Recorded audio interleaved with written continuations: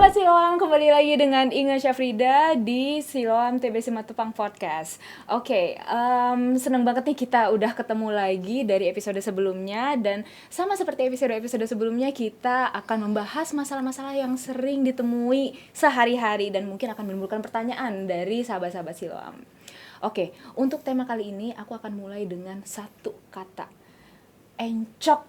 Siapa di sini yang sejak corona suka encok, apalagi WFH? Sambil dipikirin, di sini aku nggak sendirian. Aku akan bersama Dr. Syafrizal Abu Bakar, spesialis bedah syaraf yang merupakan dokter spesialis bedah, salah satu dokter spesialis bedah syaraf di Siloam TB Simatupang. Halo dokter, Halo. apa kabar? Baik semuanya.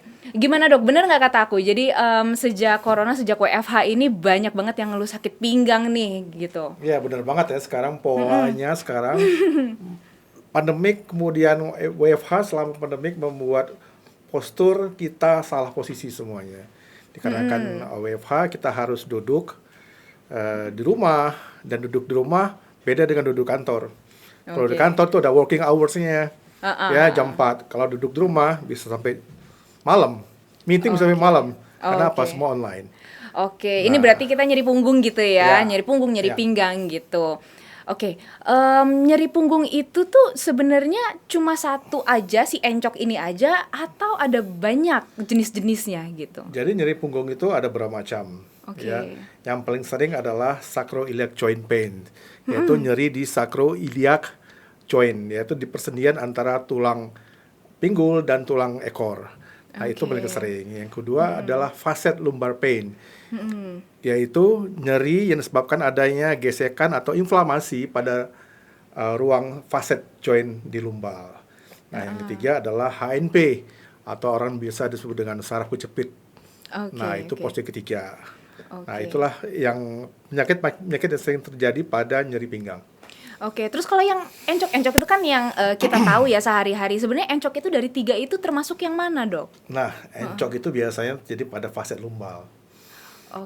Nyeri pada facet lumbal, yaitu di mana nyeri ketika duduk dan kemudian bangkit dari duduk. Nah, pasien akan memegang pinggangnya dan menyebutnya encok ya, seperti nyeri encoknya Pak Raden dulu ya. Iya. Itu encok. Nah, itu sebenarnya adalah nyeri pada facet lumbal. Jadi facet lumbal tuh nyeri yang karena dia bergerak ya? Bergerak ya, ketika dia dari resting kemudian bergerak, nah itulah encok.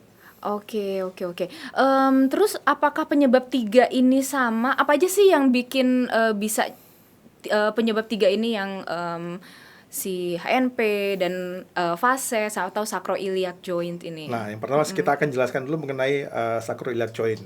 Yang mulai dari urutan yang paling sering dulu. Seperti saya bilang tadi adalah nyeri disebabkan ada inflamasi atau peradangan antara sendi tulang iliak atau tulang pinggul dan ke tulang ekor.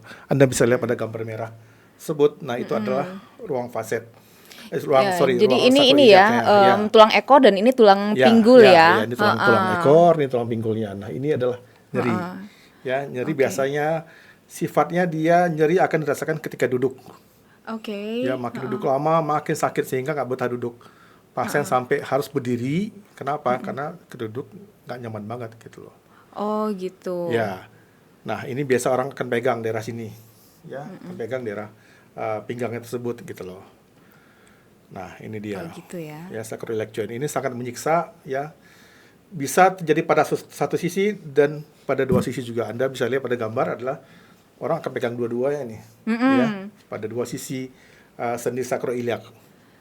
Nah, biasanya dia akan mengalami peradangan atau nyeri yang sangat adalah pada di sacroiliac, persis di poin sacroiliac. Kemudian turun ke bawah, di belakang betis, dia sampai ke ujung betis sini. Kadang-kadang pada wanita, tersering pada wanita, dia bisa menyebabkan juga pada sekitar selangkangan tersebut. Kenapa pada wanita sering? Karena ini sebenarnya ada juga riwayat dari post traumatik dari melahirkan. Ketika melahirkan, ketika baby turun ke pinggul ibu, itu akan membuka sacroiliacnya, membuka jointnya.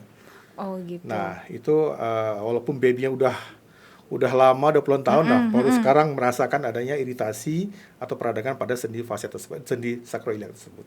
Oh, jatuhnya delayed pain gitu Iya, ya. delayed pain Terjadi gitu. bertahun-tahun setelah Iya. itu. Makanya sering terjadi pada wanita. Oke. Kenapa, Dok? Kenapa maaf ya, kenapa ini bisa menjalar, Dok? Kenapa tidak terlokalisir di situ aja? Karena dia ada sciatic, ada sarafnya di bawahnya, dia akan ke bawah. Oke. Ya, dia akan main ke bawah, refer pain, dia akan ke bawah. Tapi dia nggak akan sampai ke kaki. Dia terbatas pada betis. Oh gitu. Ya, jadi kita harus bisa bedakan juga yang mana nih yang karena HNP atau penyebedan saraf, yang mana karena sakroiliak. Ya, seorang dokter harus lebih cermat menentukan diagnosnya. Oh, ini sakroiliak, bukan HNP, bukan penyebedan saraf. Oke. Ya, sehingga kenapa? Karena treatmentnya berbeda sekali. Oke, berarti begitu ya. Nah, kalau tadi kan sakroiliak, Ya. terus kita move lagi nih yang Ke facet. Facet. Nah, oke, ini saya jelaskan dulu ini tentang ini treatmentnya dari sakroiliak. Oh, Joint gitu. ini ya, kita lakukan satu sakroiliak block. Oke. Ya, satu iliac block, yaitu kita menginsersi needle ke sini dan kemudian kita menginjeksi zat kontras. Zat kontras akan mengisi nih rongga sendi sakroiliak tersebut. Oh. Ya, dan kemudian kita injeksi obat-obatan seperti lidocaine dan steroid. Ini rongga antara tulang ekor sama si tulang panggul pinggul. itu ya. Gitu. Oh, gitu. Simple pengobatannya, ya sekitar 10-20 menit selesai, dan pasien langsung merasakan nyaman setelah itu. Terus untuk ini kan kalau dia sudah datang ke polinya Dokter Syafrizal nih, tapi kalau misalnya di rumah kayak terlalu sakit mungkin nggak bearable, itu ada nggak penanganan pertama lah? Ya, biasanya pasien sebelum datang ke dokter itu sudah mengkonsumsi obat-obatan. Oh gitu. Ya, obat-obatan tertentu, ya entahkah itu paracetamol, macam-macam ya painkiller lainnya, dan kemudian nggak mempan juga dengan painkiller, dia makan coba untuk massage atau fisioterapi atau diurut lah. Oke, Nah, gitu. tapi itu nggak akan juga bisa untuk meredakan penyakit tersebut. Gitu. Jadi harus kita lakukan ke dokter dan kita lakukan sacroiliac joint block. Oh gitu. Jadi nggak bisa ini ya, mungkin mereda tapi akan muncul lagi gitu ya kalau misalnya kayak gitu. Bisa ya, kalau seandainya pasien nggak kita lakukan sacroiliac block, dia akan recurrent pain, dia akan muncul lagi tersebut. Oke. Dan kemudian pasien baru ke kita untuk kita tangani. Oke. Lalu tadi udah penanganan dari sakroiliak. Facet joint nih gimana nih? Nah, facet joint. Facet joint adalah sendi yang menghubungkan antara satu antara satu ruas tulang belakang dengan level berikutnya pada tulang belakang. Oke. Sendi kita, facet kita itu dari cervical sampai ke lumbal, ya itu ada. Sampai ke lumbal 5, sakral 1 itu ada facet jointnya. Nah, itu sendinya itu yang menghubungkan antara dua itu, nah itu mengalami peradangan. Kenapa peradangan? Karena ada satu gerakan yang menyebabkan dia terjadi pergesekan. Sehingga terjadi peradangan. Anda bisa lihat seperti ini, ya seperti pastel ini. Ya, nah itu sudah terjadi suatu nyeri, suatu peradangan. Oke. Ya, kemudian di sekitar facet joint tersebut ada namanya saraf middle branch nerve. Anda lihat ini saraf middle branch nerve itu adalah saraf sensoris. Jadi bukan saraf motorik. Jadi jangan khawatir untuk jadi suatu kelumpuhan, jangan khawatir karena ini adalah saraf sensoris. Nah, kita melakukan penanganan adalah kita melakukan satu ablations di pada saraf middle branch-nya ini tersebut. Jadi di setiap sendi facet itu dipersarafi oleh saraf middle branch. Nah, saraf middle branch nerve yang kita lakukan satu treatment atau lakukan satu neurolysis ablations. Kan ini hal yang baru ya buat aku, jadi aku mencoba mengkonfirmasi biar nggak salah paham. Jadi facet joints ini adalah nyeri yang disebabkan karena persendian antara, jadi kalau tulang belakang itu kan terdiri dari tulang gitu. Ya, susunan tulang. Nah, itu ya yang join sendi antara tulang ini yang dihubungkan sama itu. Jadi antara satu ruas dengan ruas lain itu dihubungkan sama facet joint. dan ada iritasi di situ. Dan ya itu seperti ibaratnya mekanik ya, di situ letak engselnya deh. Ya, satu gitu. engselnya deh pada surat. Oke. Terus ini kan ablasi ya, Dok ya? Ya. Nah, kalau tadi yang sakroiliak kan bentuknya suntikan nih. Nah. Kalau ablasi gimana? Nah, kalau sakroiliak ini kita bisa lihat, ya sakroiliak kita masukin ini satu insertion needle ke bawah. Ya. Nah, ini pun ada pilihan. Kita selain sakroiliak block, kalau ternyata nggak mempan juga, kita lakukan satu palisade ablations. Kita akan masukkan 6 jarum di sekitar sini. Nah, pada facet adalah kita bisa menentukan pada level mana dia terkena. Biasanya tersering adalah pada facet 5 sakra 1 atau facet L4 dan L5. Oke. Gitu, ya. Bentuknya needle juga? Bentuknya needle juga. Anda bisa lihat ini seperti ini, nyeri facet akan membuat nyeri di sekitar pinggang ya, kemudian bokong gitu ya. Bokong ya, kemudian river pain ke daerah sekitar paha sini, sebelah sini. Oh, menjalar juga ya, Dok? Ya, dan nyeri facet itu biasanya dia ketika dia rest, ketika duduk, kemudian dia bangkit dari duduk. Nah, ketika itu Anda bisa lihat, kalau kita lihat dari ini, nah di sini ini facet. Mungkin di sini, Dok, aku mau lihat nih. Nah, sorry. Gimana nih? Nah, ini sendi facet. Nah, ini dia akan bergesek pada setiap gerakan. Oke. Nah, inilah sinilah sarafnya. Nah, disinilah kita melakukan suatu treatment pada gesekan tersebut. Gitu. Oke. Itu needle tapi ini ya, Dok ya. Apa tadi kan katanya radiofrekuensi ablasi, yang aku ngerti radiofrekuensi ablasi berarti needle-nya itu dialiri electrical current Ya, atau? jadi facet ablations dilakukan dengan 3 stimulasi. Yang pertama stimulasi adalah stimulasi sensorik. Ya, stimulasi sensorik adalah untuk menentukan benar tepat enggak itu pada saraf medial branch yang mempersarafi sendi facet. Kemudian yang kedua adalah stimulasi motorik untuk meyakinkan bahwa tidak terkena saraf motorik. Oke. Ya, jadi pasien tuh aman dari kelumpuhan. Jadi kalau misalnya pasien takut lumpuh enggak. Kenapa? Yang kita ablasi adalah sendi atau saraf sensoriknya. Kemudian kita berikan lagi obat-obatan seperti lidocaine.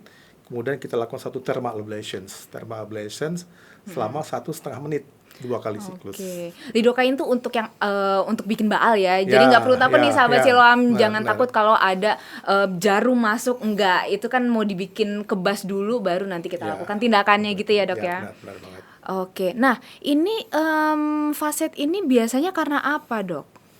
Nah, facet ini biasanya karena ada satu trauma. Atau berat badan berlebihan atau salah gerakan.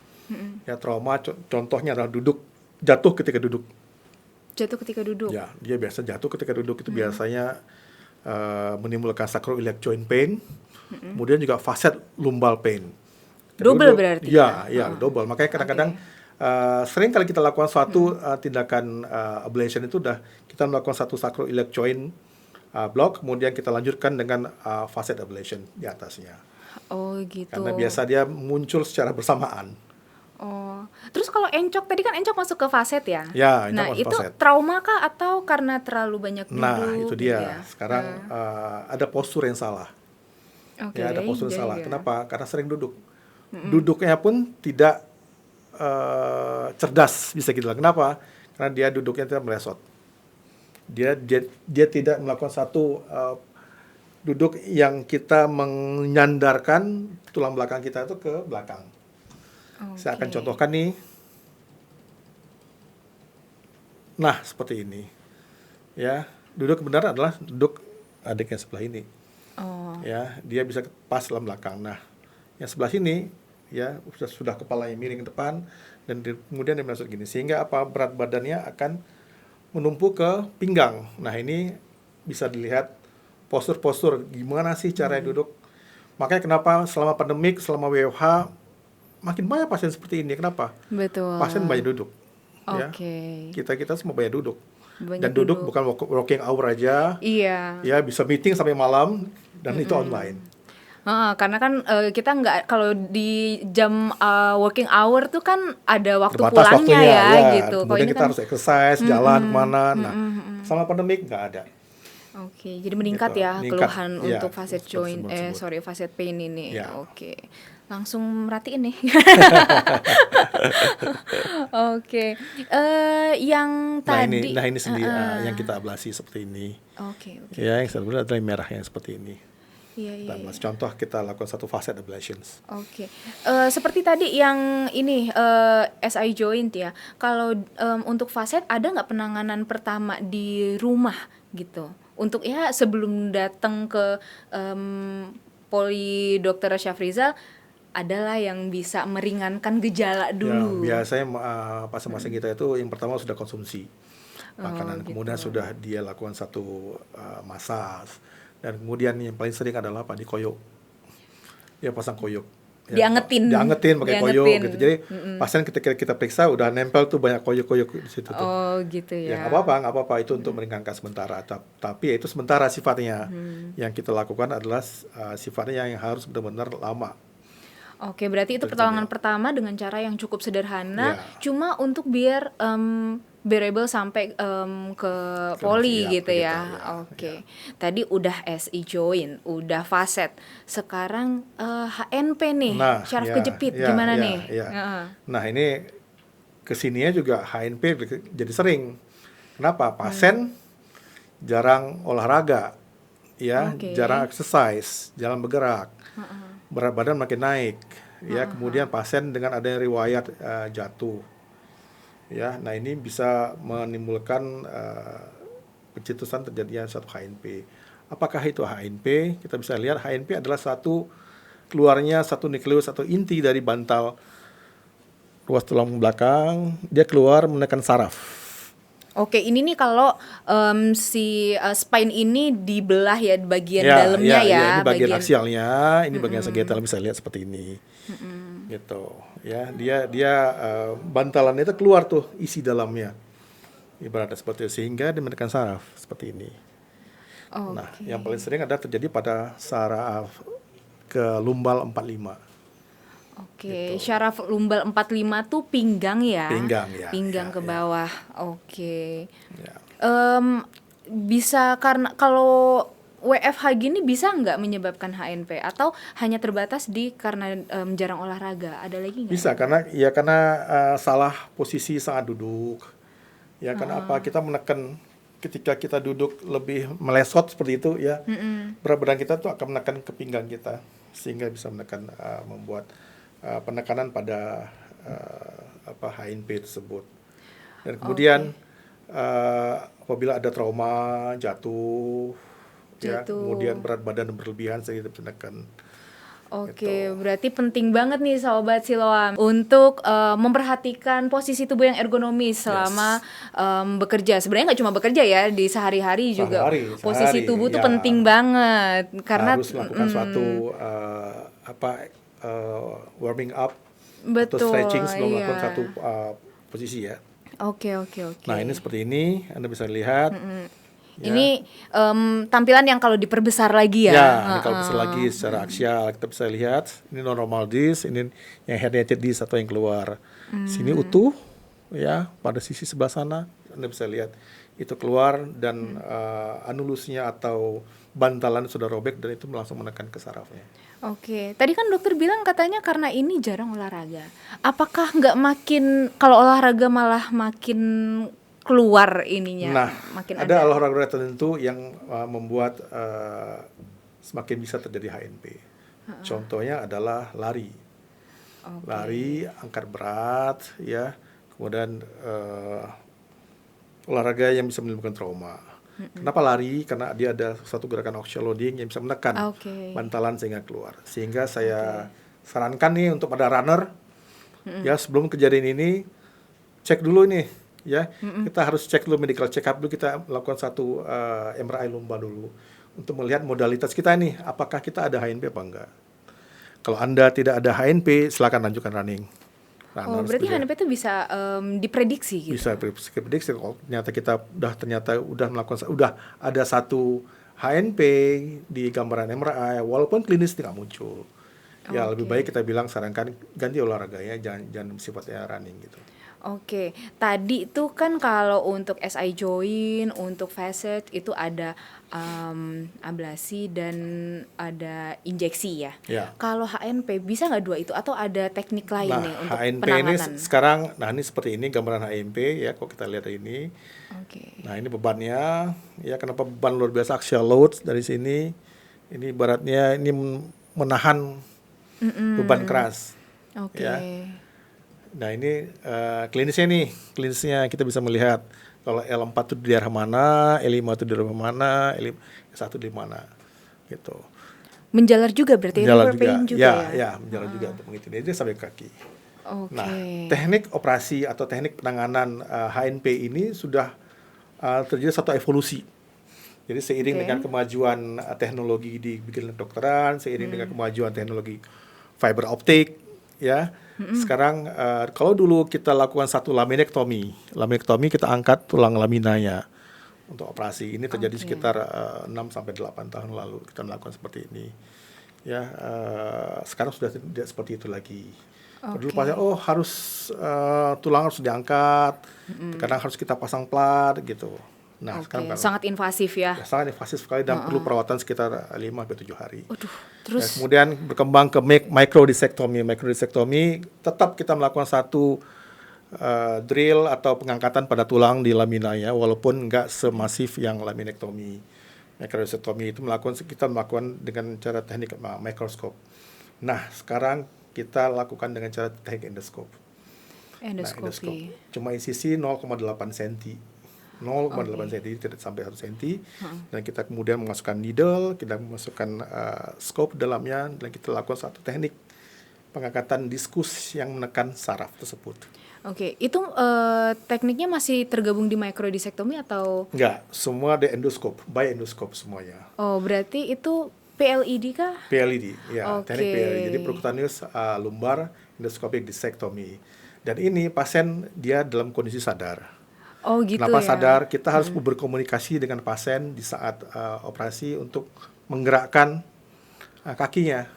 Oh. Tujuannya oke. adalah kita untuk mengidentifikasi tidak ada saraf yang terkena ketika kita lakukan tindakan, sehingga Oke. pasien aman. Nah, pasien takut ini, takut nyeri dok saat dokter lakukan tindakan. Enggak, kita lakukan satu pembiusan teknik ILA dengan dosis tertentu sehingga pasien itu benar-benar nyaman, ya, nggak sakitan, bisa communicate sama dokternya. Teknik ILA itu gimana, Dok? Maaf. Teknik ILA itu kita lakukan satu teknik invasif pada seperti spinal anestesi. Oh, salah satu teknik Ya, untuk untuk ya, melahirkan bikin delivery baal. ya. Oke. Dan Jadi, dilakukan karena singkat sekitar 1 sampai 1,5 jam, teknik ILA ini sangat cocok untuk teknik Oke. PLD. Jadi ternyata untuk HNP ternyata dibandingkan yang dulu laminektomi, sekarang udah makin berkembang ke PLED yang paling baru. PLED itu adalah sebuah teknik endoskopi ya Endoskopi dengan terbaru. sayatan dan cara yang sangat kecil ya, Dok ya. Ya. Dan gak perlu takut lagi karena seperti dua manajemen sebelumnya, yang ini juga akan dibius, dibikin baal Ya, di bagian coba terasa. yang akan dilakukan Ya, kita lakukan biasanya Oke. dilakukan di CAT lab, ya, Oke. yang dimana memberikan gambaran presisi yang sangat jelas pada saat melakukan tindakan. Oh, ini berarti melibatkan ruang operasi ya? Kita biasa lakukan di CAT lab. CAT lab. CAT lab. Kenapa? CAT lab itu lebih mempunyai satu daya imaging dan fluoroskopi yang sangat presisi untuk melakukan tindakan seperti ini. Jadi setiap gerakan kita, setiap manuver kita itu terpantau semua dengan fluoroskopik. Jadi jangan takut. Oke. Berarti aman banget nih ya, Dok, Aman ya? banget. Terus kalau untuk berapa hari pasien ini bisa recover atau mungkin bisa melakukan aktivitas sehari-hari? Tentunya yang tidak ini ya, Iya, yang tidak. biasanya setelah trigger. lakukan 1,5 jam tindakan, 1 sampai 1,5 jam tindakan, pasien akan merasa baal itu sekitar setengah jam atau 1 jam berikutnya, dan kemudian pasien sudah bisa jalan. Oh, gitu. Ya, dan pasien kita rawatin 1 hari. Kenapa? Karena ini kita melakukan satu manuver di diskus untuk terhindar dari infeksi disitis atau infeksi pada diskus. Kita melakukan satu injeksi antibiotik. Jadi kita perlu perawatan 1 hari aja. Ya, besok paginya setelah dokter visit melihat dan kemudian bisa lakukan satu gerakan, pasti bisa pulang. Oke, jadi dirawat 1 hari itu bukan karena sesuatu yang berbahaya, Ya, tapi untuk observasi ya ya dok observasi ya, dan pemberian antibiotik antibiotik. supaya tidak terjadi infeksi. Gitu. Oke oke.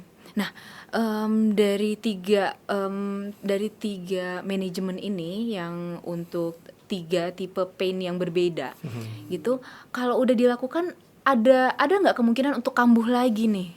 Ada kemungkinan kalau kamu lagi kalau ternyata dia ada trauma, ya trauma berkelanjutan. Jadi katakanlah dia jatuh berikutnya dan terkena organ yang sama, bisa kemungkinan terjadi lagi seperti itu. Kemudian dia apabila pertambahan berat badan yang progresif, katakanlah, Oke. ya kemudian kemungkinan 2 penyakit diabetes atau autoimun ini bisa membuat terjadi lagi itu peluangnya lebih besar. Kenapa tuh dok? Kenapa DM dan autoimun, diabetes dan Karena bisa autoimun? menyebabkan nyeri pada sendi. Ya, Oke, prediksi karena sendi. mengganggu persyarafan Ya, sensorik sendi. ya. Ya. Oke, oke. Oke, biasanya nih dok, setelah kita ada tanya jawab nih, Ya. aku akan menanyakan beberapa statement fakta atau mitos yang sering didengar di sehari-hari. Mungkin kalau misalnya kita lagi jalan ngumpul sama temen gitu, suka ada yang nanya-nanya kepercayaan-kepercayaan di masyarakat ya. Yang pertama, kalau kita dikerok, nyeri punggung itu akan hilang. Nah, Ya, fakta kan? apa mitos nih? Ya, itu ya mitos sebenarnya. Begitu. Fakta dibilang nyeri punggung akan hilang. Benar, karena ketika dikerok itu akan muncullah hormon endorfin dari kulit tubuh kita, sehingga pasien akan merasa nyaman setelah kerok. Endorfin muncul, Oke. tapi ingat endorfin itu ada waktunya, dia akan hilang. Nah, Oke. ketika dia hilang endorfinnya, nyeri pun akan timbul lagi. Oh gitu ya. Ya. Oke, oke, oke. Yang kedua, fakta atau mitos, olahraga akan membuat sakit pinggang memburuk. Enggak semua sebenarnya. Jadi kita harus pintar-pintar memilih jenis olahraga tersebut. Mungkin yang tadi ya, yang sekilas Kalau kita sudah tahu modalitas kita, oh ternyata kita punya satu back pain, satu HNP atau facet, jangan pilih olahraga yang membuat ada satu gerakan yang akan terjadi iritasi pada organ tersebut. Oke. Gitu. Jadi kalau kita punya HNP, kamu jangan runner lagi, kamu jangan high impact aerobik lagi, gitu. Oke. Pilihlah olahraga yang lebih ini. Contoh jalan, berenang, itu oke. Gitu. Oke. Itu kan tadi ini ya, yang disarankan tidak dilakukan dan Ya. yang disarankan dilakukan. Ada lagi nggak yang paling baik untuk olahraga yang bisa dilakukan untuk pasien-pasien yang kena pain ini selain renang Olahraga yang sama paling jalan? baik dan paling murah sebenarnya adalah jalan. Jalan. Ya, jalanlah Anda sekitar 1 sampai 1,5 jam dan itu rutin. Oke. Ya, seminggu bisa 3 sampai 4 kali. Karena dengan jalan itu menguatkan otot-otot tulang belakang kita. Seperti kita tahu, tulang belakang kita itu ditopang sama otot paraspinal muscle. 70% didukung oleh otot paraspinal muscle yang kuat. Jadi kalau kita nggak jalan, nggak melakukan satu aktivitas, itu paraspinal muscle kita akan mengalami satu atrofi. Oke. Gitu. Oke. Ini ada fakta atau mitos terakhir, tapi mungkin sebagian sudah dijawab ya. Terbiasa mengangkat beban yang terlalu berat dapat menyebabkan low back pain. Ya, kalau ternyata kita melakukan satu katakanlah gym, training, kalau kita sudah ada back pain, kita jangan melakukan itu ketika postur kita berdiri. Karena dia akan menekan. Ya.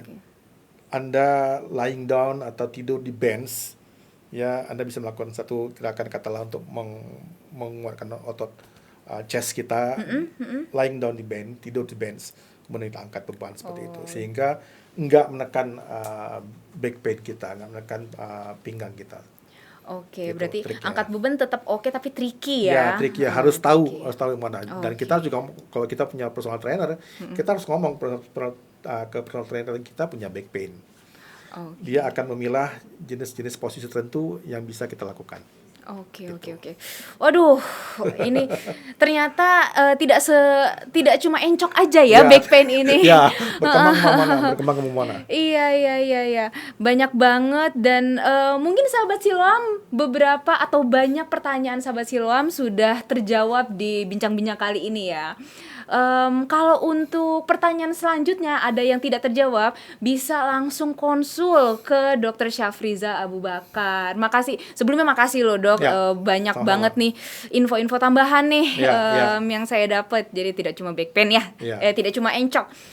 Kalau misalnya mau konsultasi ke Dr. Syafriza, bisa ditemui di Siloam TB Simatupang di lantai 7 ya. Sementara lantai 7. Oke, jadi di sana bisa tanya apa lagi tentang back pain gitu. Dr. Syafriza akan siap untuk menjawab semua keluhan-keluhan sahabat Siloam. Oke deh. Kayaknya tuh udah semua kita bahas ya, Dok. Tapi mungkin dari dokter ada nggak pesan-pesan tertentu untuk sahabat Siloam nih? Ya, kenali dulu modalitas tubuh kita. Itu paling penting. Ya, kalau kita nggak kenal modalitas tubuh kita akan salah melangkah untuk berikutnya dan bisa menimbulkan back pain. Dan kemudian kita harus kenali nih beberapa gerakan atau postur yang menimbulkan back pain. Ini edukasi ke masyarakat bahwa gerakan ini salah. Contoh, dia melakukan satu texting WhatsApp ya dengan kepala yang sangat menunduk nih. Ini yang paling sering terjadi sehari-hari ya. Yang paling sering terjadi WhatsApp, jalan di mall juga WhatsApp dengan kepala menunduk ya. Pada posisi leher yang lurus saja itu bisa menyebabkan force of neck, gerakan pada faset cervical itu bisa 5 kilo, apalagi yang menunduk sampai 60 derajat tersebut 27 kilo tuh beban sendi faset di cervical menahan, sehingga bisa menimbulkan gejala seperti sakit kepala, sakit leher, sampai kadang-kadang menjalar sampai ke pundak, sampai ke lengan seperti itu. Jadi pintar-pintar memilih satu gerakan, apalagi yang sangat rutin kita kerjain, ya, dan harus mengenal jangan sampai terjadi back pain. Maaf dok, tadi statement sebelumnya modalitas tuh apa dok? Kenali modalitas tubuh kita. Modalitas tuh apa tuh dok? Kontrol lah. Ya, kontrol rumah sakit dalam hal ini seperti ke Siloam, temui dokternya, nanti akan periksa, kemudian kita akan melakukan satu pemeriksaan imaging seperti MRI. Ya, dokter pasti akan memastikan ini pasien mengalami back pain atau mengalami satu penyakit HMP dengan pemeriksaan klinis, pertama dengan anamnesa dulu, kemudian kita lakukan swab klinis, dan kemudian kita konfirmasi dengan suatu pemeriksaan imaging nama MRI. Nah, begitu dilihat ternyata saya bebas HNP, Anda bebas untuk bergerak. Tapi kalau ternyata Anda ada prediksi terjadi HNP, ya Anda harus hati-hati dalam memilih satu gerakan. Kenali modalitas tubuh sahabat Siloam. Gimana caranya? Segera ke Siloam TB Simatupang, ketemu Dr. Syafriza di lantai 7 dan kita akan assess lebih jauh. Beliau sih, bukan saya. Makasih banget dok untuk take home message-nya dan semua edukasinya. Kita ada di penghujung acara. Sampai jumpa di podcast berikutnya. Salam sehat. Bye.